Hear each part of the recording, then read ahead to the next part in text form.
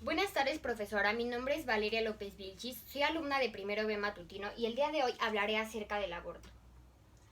Bueno, todos sabemos que debemos de conocer principalmente nuestro tema con la pregunta ¿qué es el aborto? El aborto a lo largo de la historia ha sido un tema que ha causado múltiples controversias, ha causado debates, ha causado marchas, entre otras cosas, para su legalización y su penalización.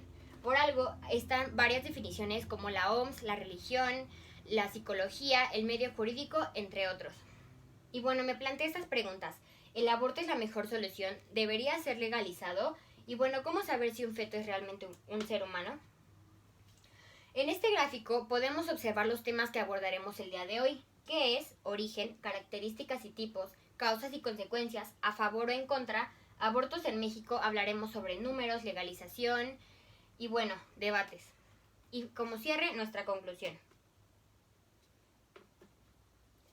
Ahora, hay muchas definiciones, como ya lo mencioné. En este caso, la OMS dice que el aborto es una intervención destinada a la interrupción del embarazo de la gestante realizada por terceras personas con carencia de condiciones dignas.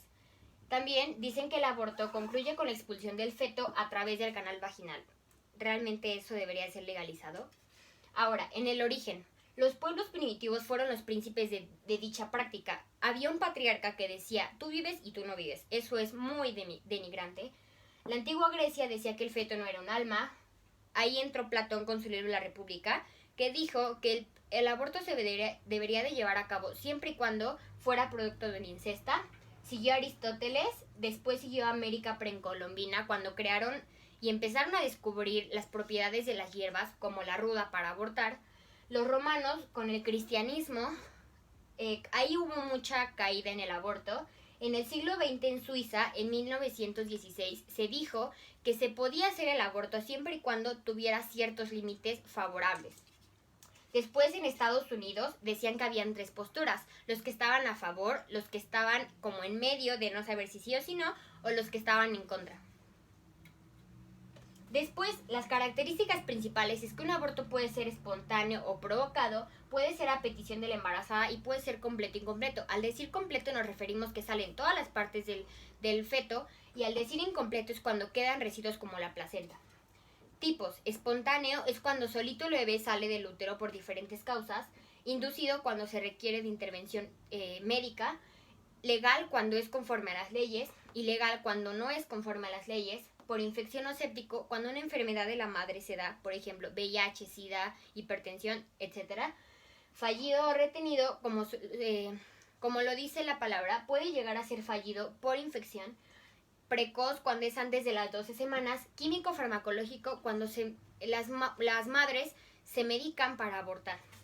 Causas, problemas hormonales, infección, deficiencias nutricionales, que es de las principales en México, enfermedades graves de la madre, consumo de alcohol y drogas, traumatismos graves, recursos económicos, es de las principales también, porque muchas madres no tienen realmente el dinero para mantenerlo, y bueno, apoyo nulo de la familia, entre otras. Consecuencias, residuos dentro del útero, eso pone en riesgo a la madre. Malas prácticas médicas, obviamente cuando lo haces ilegal, los médicos no lo practican bien. Hemorragias, úteros perforados, dolores abdominales, trastornos menstruales, infertilidad, es de las que más suceden después de un aborto. Impulsos suicidas, muerte de la madre, que es la más dolorosa, pero es la que más sucede también. Infertilidad, como ya lo dije, insomnio, abortos espontáneos después de realizar un aborto y bueno, arrepentimientos, etc. Ahora, a favor o en contra, puse estas opiniones porque me parecieron muy importantes y bueno, hay mucho que pensar acerca de ello. Rodolfo Keller, médico pediatra y neonatólogo, dijo: es como si para terminar con la pobreza matáramos a los pobres. El embarazo no es una enfermedad que debe de ser curada con el aborto. Y bueno, en contra, encontré que el aborto existió y siempre. Con dolor en silencio, las mujeres abortan clandestinamente en condiciones aberrantes.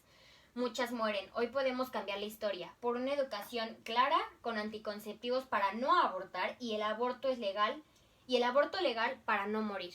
Que así sea. Lo dijo Tinelli, un conductor argentino. En Argentina es el país donde más disputas se han llevado acerca del aborto y bastantes debates.